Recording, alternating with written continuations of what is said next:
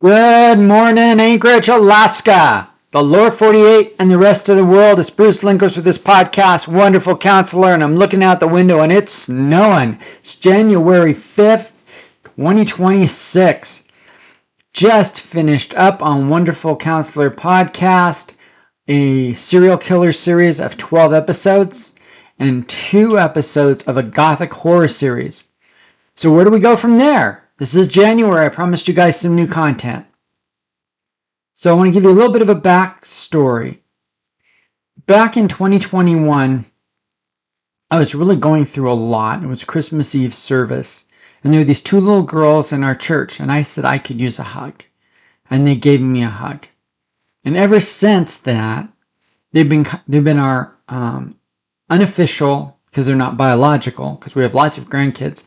But these 2 beautiful little girls have been a part of my wife and my life now for the last couple of years. And they hug us every time we go to church and tell us how much they love us and we love them. And I really wanted to do something special for both of them.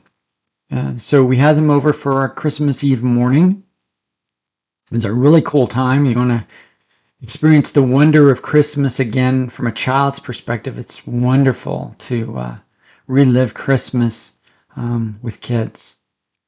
And so I wanted to do something for them that no other little girls on the planet had as far as a gift. Now I know the oldest one, Bella, she is a murder mystery fan.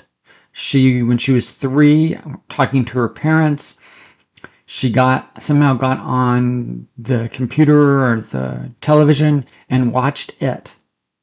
Figured out how to do pay-per-view, all of that, watched it, and wasn't scared. And she wants to be a police officer when she grows up. And I introduced her a little bit to forensic psychology, and that really thrilled her. So I thought what I would do for her, with her permission, first I gave her a story I wrote for her very own murder mystery story where she's the central character. I mean, how cool is that, guys? That someone that you love and care about becomes a central character in your story. And so she got chapter 1 of this story. It's called The Case of the Missing Shoe. It's a murder mystery novel vignette for Bella from Grandpa Wolf. And she loved it. She read it and she was excited about it. It had a cipher at the ending. She figured it out and I told her, when you figure out the cipher, let me know and I'll write you chapter 2. And then I saw her at church the next week and I said, okay, now that you've figured out chapter 1, I'll start writing chapter 2. But would you mind if I shared this story with my international podcast audience? And I won't talk about where you live or identify any information other than the fact of your name and your age. And she was cool with that. She thought it was super neat to have the opportunity to be on a podcast story. So we're going to, or what I'm going to do is I'm going to present to you the story. It's a short story. I mean, this will take about 15 minutes to read to you, if that. But this is chapter 1. And it's in vignettes. And I got the idea actually to write a story in vignettes from Stephen King when he wrote The Green Mile. When I was a kid, they had these little books out for The Green Mile. They used to come out in this big novel. It came out in these little small books. And he got the idea from Charles Dickens because he did stories sometimes the same way, and they called them vignettes. So these are vignettes. These are just little chapters. They're age appropriate. It's for an 11-year-old, which was a challenge because how do you write a murder mystery for an 11-year-old that's appropriate? So I'm going to go ahead and introduce to you Bella, this precocious 11-year-old, in the character of the story. And I'm going to read you chapter 1 called The Humankind. And when she finishes the second chapter, I'm almost done reading that or writing that, then we'll be able to do and put on the podcast chapter 2. All right. So chapter 1, The Humankind. Once upon a time, there lives, an 11-year-old girl named Bella. And she lives in Alaska. She's quite curious and fearless. At age 3, she watched the movie It about a clown that killed children and was not even scared. She also likes murder mysteries and wants to be a police officer when she grows up. So just kind of giving the introduction of the character.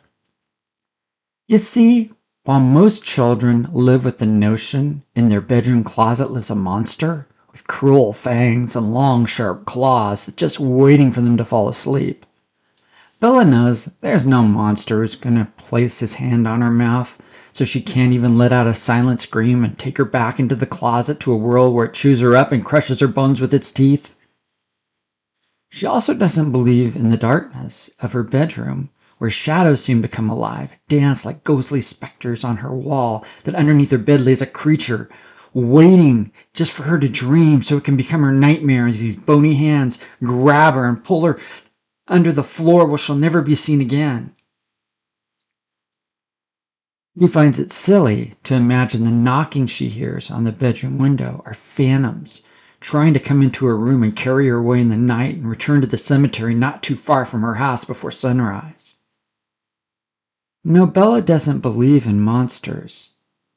And she's right. These creatures only exist in the imagination of children and adults that tell scary stories. She is, however, dead wrong when she says all monsters are make-believe, because there are monsters scarier than any book she will read or movie she will watch, because these monsters are not made up. No, they're the humankind. Bella went to her room at the usual time. Nothing out of the ordinary. She prayed with her mom before bedtime and soon fell fast asleep. She awoke with a start. She got up, looked out the window. It was so dark, and although the moon was out, a mysterious fog shrouded it from view. Bella was now wide awake. Her mind danced with thoughts about Halloween night and going trick-or-treating with her younger sister Sadie and her mom. Halloween fell on a weekday. However, there was no school this day, so she would have all the time to play. Bella's thoughts were interrupted, as if an invisible hand touched the back of her neck and sent chills up and down her spine. She quickly turned around, but no one was there. Bella suddenly felt anxious, like she did when she was preparing for a solo for her saxophone just before the big school concert. That feeling swelled into a surge of adrenaline that shook her body, and a sense of dread poured over her. She knew something bad was going to happen. She had to stop it, but had no idea when and where. She just knew she needed to be there now. A feeling of terror and horror filled the air, and it wasn't coming from her. It was coming from outside of the house. She didn't remember getting dressed or putting on her fall jacket or tennis shoes, but she did see when she ran out of the house the fog. It swirled around her feet, and then she disappeared into the dark, early morning. Bella's silhouette came into view as she ran past the old street lamps that hung like gallows facing condemned women. She ran all the way down 15th Street. She knew she was too far from home, but she couldn't stop. It was like her feet had a mind of her own.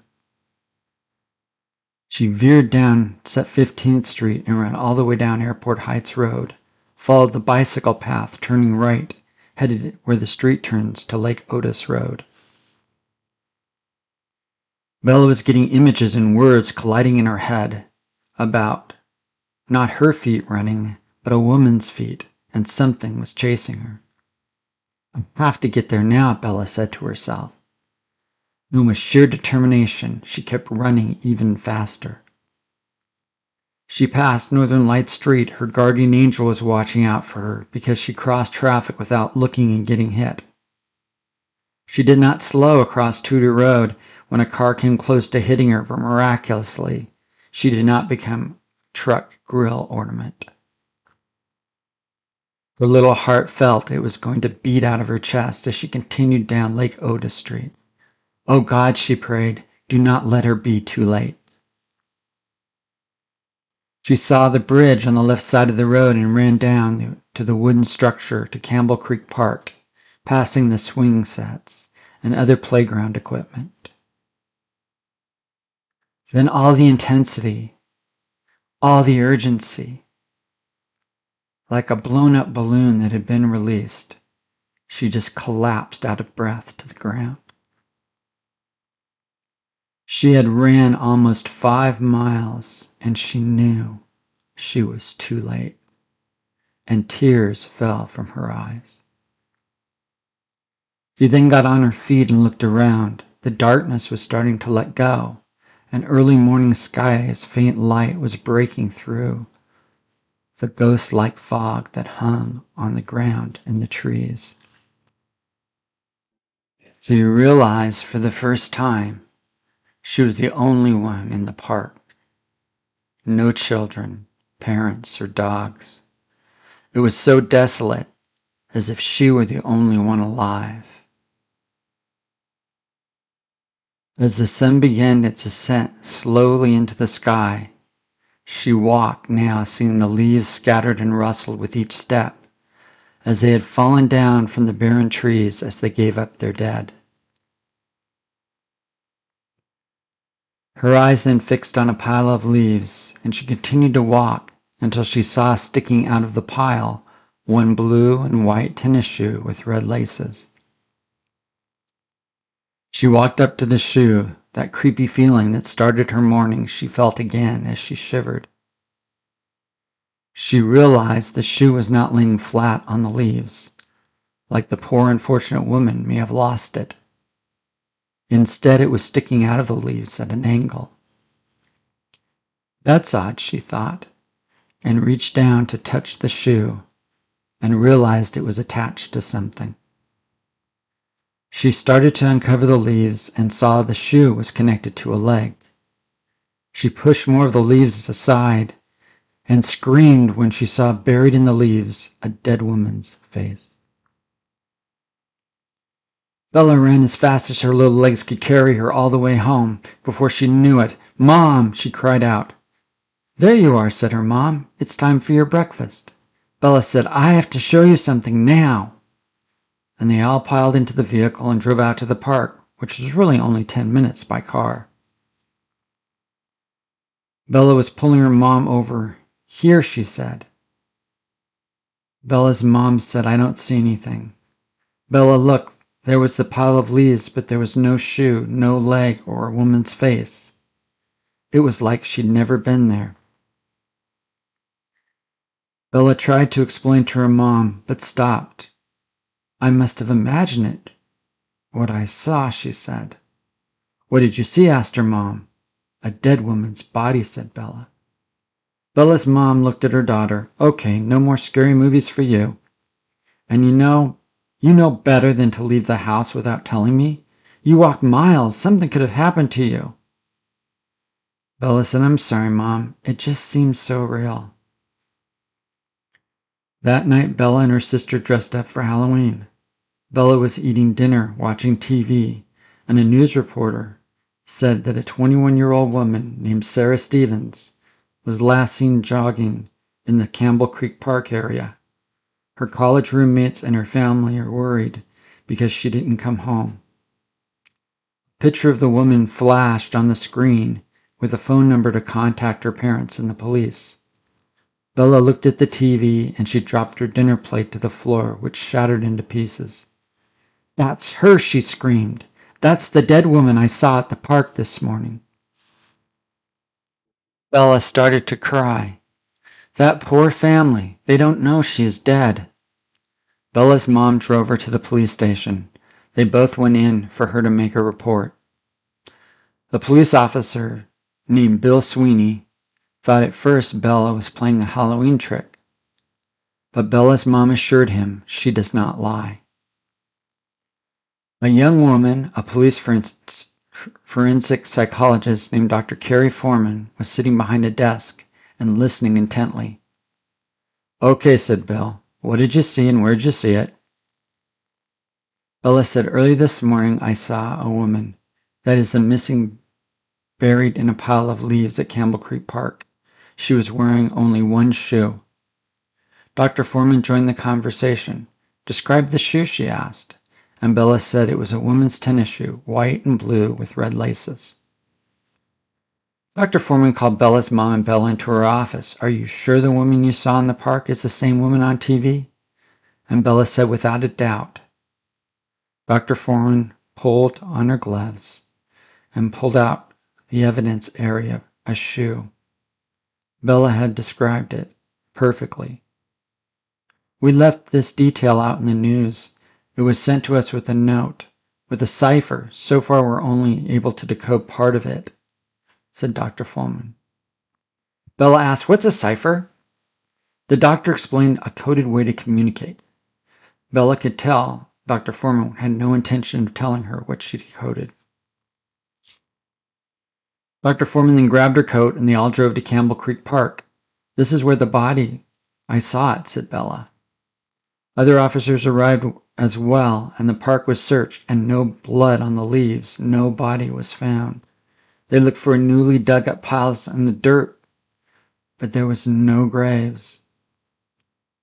Okay, said Dr. Foreman. Bella, you go home with your mom and let us know if you see anything else, and remember anything else.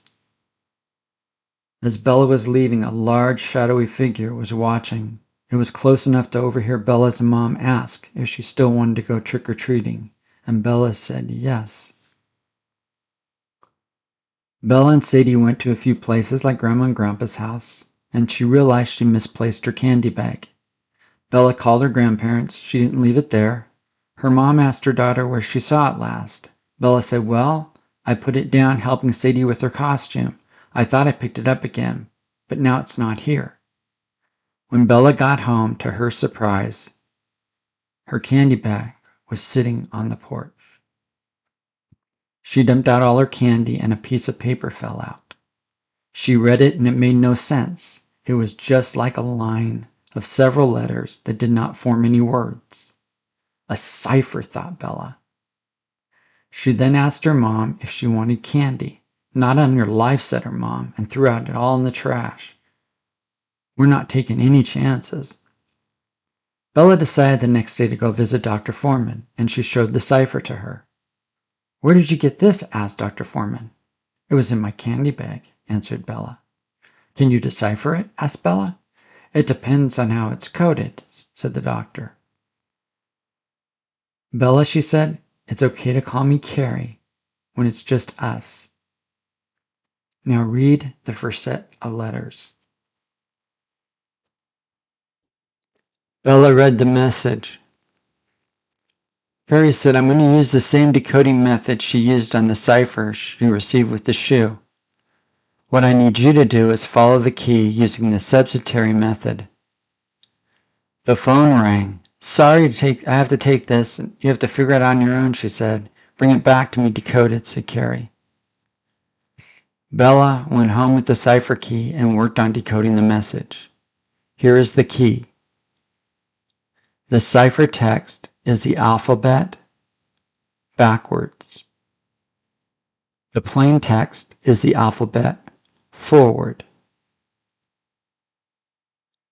Here is the cipher message found in Bella's candy bag. G S R H. Next word, R H. Next word, B L F I. It could be an L. Next word, U R I or L H G. Next word, D Z I or L M R M T. Second line, G S V. Next word, X L O O V X G L I. Can you decode it? Bella already has. Listen to chapter 2. for the answer to the cipher and the beginning of the next chapter.